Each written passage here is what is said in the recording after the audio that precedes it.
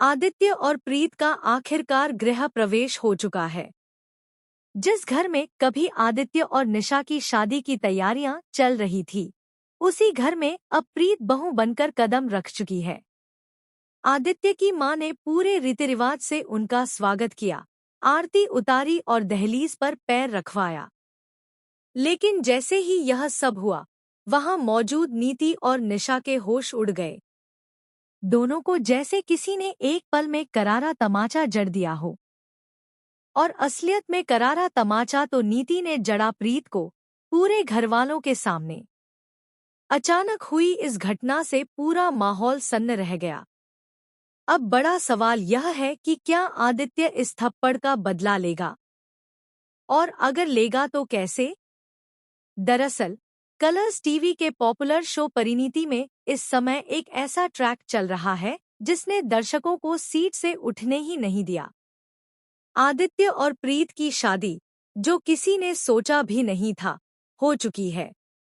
यह शादी निशा और नीति के उन खतरनाक प्लान्स को पूरी तरह से धराशायी कर गई, जिनमें वो आदित्य और प्रीत को हमेशा के लिए अलग करना चाहती थी। नीति का गुस्सा किसी भी हद तक जा सकता है। शादी टूटने के बाद से ही उसके चेहरे पर एक अजीब सी नफरत साफ दिखाई देने लगी थी। और अब जब उसने देखा कि आदित्य अपने हाथों से प्रीत को घर की बहू बनाकर ला रहा है, तो उसका धैर्य टूट गया। वहीं निशा का हाल और भी बुरा है। बाहर से वो सामान्य दिखने की कोशिश कर रही है, लेकिन भीतर से पूरी तरह बिखर चुकी है। शादी के दिन तो उसने अपनी जान देने तक की कोशिश कर डाली थी, रस्सी गले में डाल चुकी थी। लेकिन वक्त रहते उसे यह एहसास हुआ कि अगर उसने यह कदम उठाया तो उसकी असलियत सबके सामने आ जाएगी और उसे घर से निकाल बाहर फेंक दिया जाएगा। लेकिन निशा इतनी आसानी से हार मानने वालों में से नहीं है। उसने तय कर लिया है कि वो इसी घर में रहकर धीरे धीरे आदित्य और प्रीत के रिश्ते में दरार डालेगी। उसका टारगेट साफ है, अभिषेक के करीब आना और आदित्य व प्रीत के बीच झगड़े खड़े करना। निशा ने नीति को भी अपने साथ मिलाने की कोशिश की, लेकिन नीति तो गुस्से से पागल हो चुकी है। उसने प्रीत को थप्पड़ जड़कर साफ कर दिया है कि वह किसी कीमत पर उसे इस घर की बहू मानने को तैयार नहीं है। अब कहानी का सबसे बड़ा ट्विस्ट यही है कि आदित्य इस अपमान को बर्दाश्त नहीं करेगा। उसकी आंखों में गुस्से की आग साफ दिखाई दे रही है।